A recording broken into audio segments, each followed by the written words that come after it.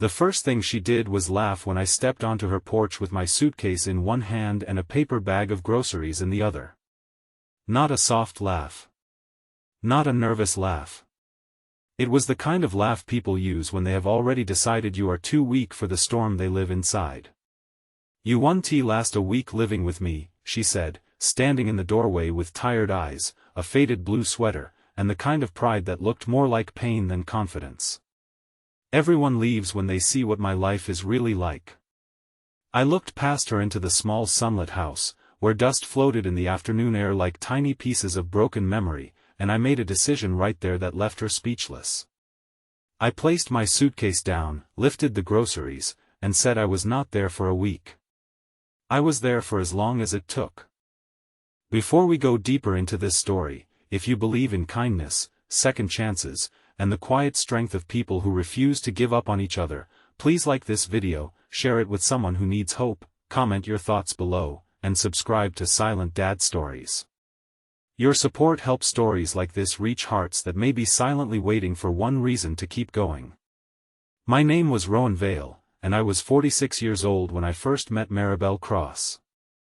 I had spent most of my life fixing broken things. Leaking roofs, dead engines, cracked porch steps, old radios that had forgotten how to sing. But people were different. People did not come with screws you could tighten or wires you could replace. People broke in places nobody could see, and sometimes the only tool that worked was patience. I learned that the hard way after losing my wife, Celine, to a winter illness that stole her slowly while the world outside kept pretending nothing had changed. After she passed, my house became too quiet, my coffee tasted like ash, and every room felt like it was holding its breath. For 2 years, I lived like a man waiting for his own life to end politely. I went to work at the community repair shop, came home, ate whatever was easiest, and watched daylight move across the floor until evening swallowed it. Then one bright Thursday morning, my neighbor, Mrs. Odetta Pierce, knocked on my door and told me about her niece Maribel, a woman living 3 streets away who had become impossible to help. Maribel had once been a nurse, once been married, once been the kind of person people called when they needed strength. But after a car accident left her with nerve damage in her leg and a husband who decided suffering was inconvenient, she shut everyone out. She refused visitors, refused rides, refused help with bills, refused pity most of all. Odetta said the house was falling apart around her, and Maribel was too proud to admit she was falling with it. I did not go there because I thought I could save her. I went because I knew what it felt like to sit in a house full of sunlight and still feel buried alive. When she opened the door that day, she looked at me like I was another problem. Her dark hair was tied carelessly behind her head, her face pale from sleepless nights, one hand gripping a cane like it was both weapon and lifeline. She told me she did not need a handyman, a hero, or a lonely widower looking for a project. I told her I had only brought groceries because Odetta said she liked peaches, and because her porch rail was loose enough to kill somebody. That was when she gave me the warning. "You won't last a week living with me." She expected me to argue, to act offended, to make some grand speech about goodness. Instead, I carried the groceries to the kitchen, opened the curtains, and began washing the dishes stacked in the sink. Maribel stood frozen in the doorway, as if nobody had ever ignored her anger without abandoning her. The house was small but full of life trying to survive. A cracked yellow mug sat near the window. A dead fern leaned toward the light. A pile of unopened envelopes waited on the table like silent accusations. Everywhere I looked, I saw signs of someone who had not stopped caring, only stopped believing care mattered. The first day was brutal. Maribel criticized everything I did.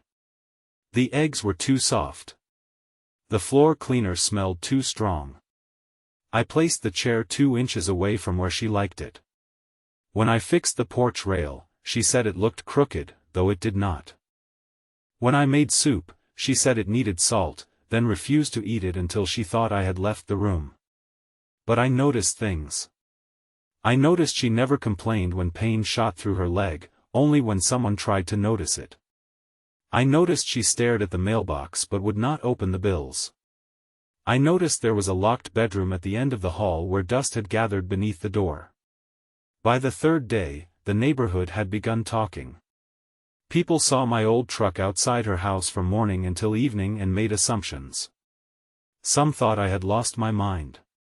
Some thought Maribel had finally found someone stubborn enough to match her. The truth was simpler and harder. I slept on the couch because Odette's doctor had warned that Maribel had fallen twice that month, and no one knew how long she had stayed on the floor before dragging herself up. Maribel hated that I knew. She hated needing anyone more than she hated pain. On the fourth morning, sunlight spilled gold across the kitchen floor, and I found her trying to carry a laundry basket with one hand while balancing on her cane. Before I could reach her, her leg buckled. The basket tipped, clothes scattered, and she grabbed the wall with a sound that was half gasp, half rage. I rushed forward, but she shoved my arm away and told me not to touch her. Then she sank onto the floor among the clothes and covered her face. For the first time, her anger cracked open, and what came out was not cruelty. It was grief. She whispered that she used to run hospital halls for 12-hour shifts, used to lift patients twice her size, used to dance in the kitchen while cooking breakfast.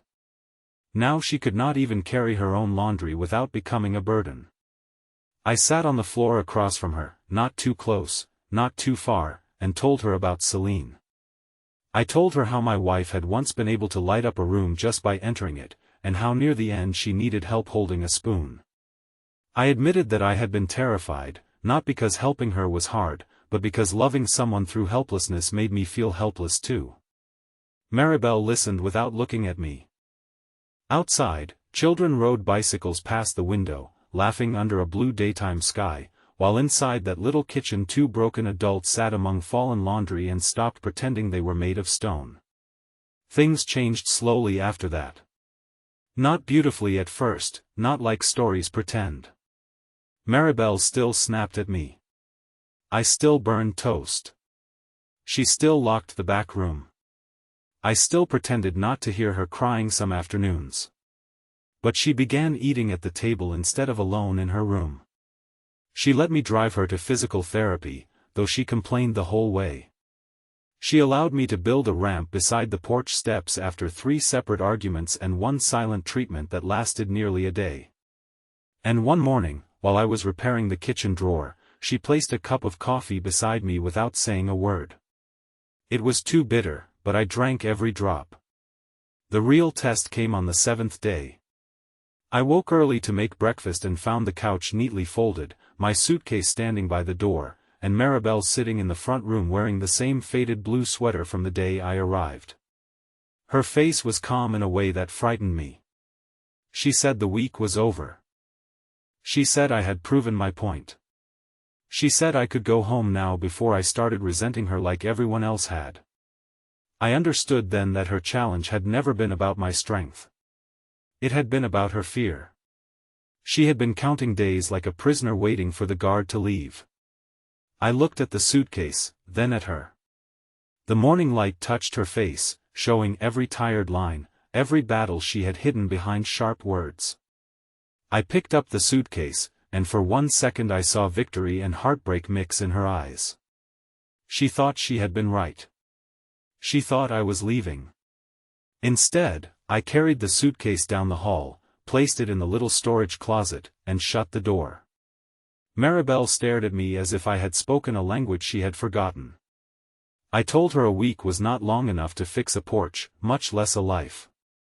Then I asked whether she wanted oatmeal or eggs. She did not answer. Her lips trembled, and she turned her face toward the window. But I saw the tear fall. Just one. Quiet as rain starting. Weeks passed, and the house changed by inches. The porch rail became strong. The dead fern was replaced with basil and mint. The unopened envelopes became phone calls, payment plans, and one long afternoon of tears over medical bills she had been too afraid to face. Maribel began walking farther with her cane. First to the mailbox. Then to the end of the driveway. Then one bright afternoon, all the way to Mrs. Odetta's fence, where she pretended not to be proud while Odetta clapped like she had won a marathon. But healing never moves in a straight line. One Saturday, a man named Callum Reed arrived in a silver car too clean for our dusty street. Maribel saw him through the window and went pale. He was her ex-husband. The man who had promised forever, then left when forever became inconvenient. He came with flowers, polished shoes, and a voice smooth enough to hide knives. He said he had heard she was doing better. He said he wanted to talk. He said maybe they had both made mistakes. I watched Maribel grip the edge of the table until her knuckles whitened. For months, she had been building herself back piece by piece, and in one moment he made her look like the woman who had been left in a hospital bed with discharge papers and no ride home. I wanted to throw him off the porch. Instead, I waited, because this had to be her choice. Maribel opened the door but did not invite him in. Callum smiled at her cane, at the ramp, at me standing behind her, and something cold passed over his face. He told her she looked better than expected. He said the house seemed improved. He asked if I was the new charity worker. Maribel's hand shook, but her voice did not. She told him I was the man who stayed. Then she handed back the flowers and said she had no room in her house for people who only returned after the hard part was over. Callum left angry, but Maribel did not collapse. She stood in the doorway, sunlight around her shoulders, breathing like someone who had just climbed out of deep water. Then she turned to me and asked if the coffee was still warm. That was all. But it was everything. Months later, the locked room finally opened. She did it on a clear afternoon, when the sky was bright and the neighborhood smelled of cut grass. Inside was a room full of her old life. Nursing certificates, running shoes, photographs from before the accident, boxes of letters, and a green dress she had worn the night Callum proposed. Dust covered everything. Maribel stood in the doorway for a long time, then asked me to help her carry the boxes outside. We spent the whole day sorting memories under the sun. Some things she kept. Some she gave away. Some she burned in a small metal barrel behind the house while tears ran down her face and smoke rose like a prayer.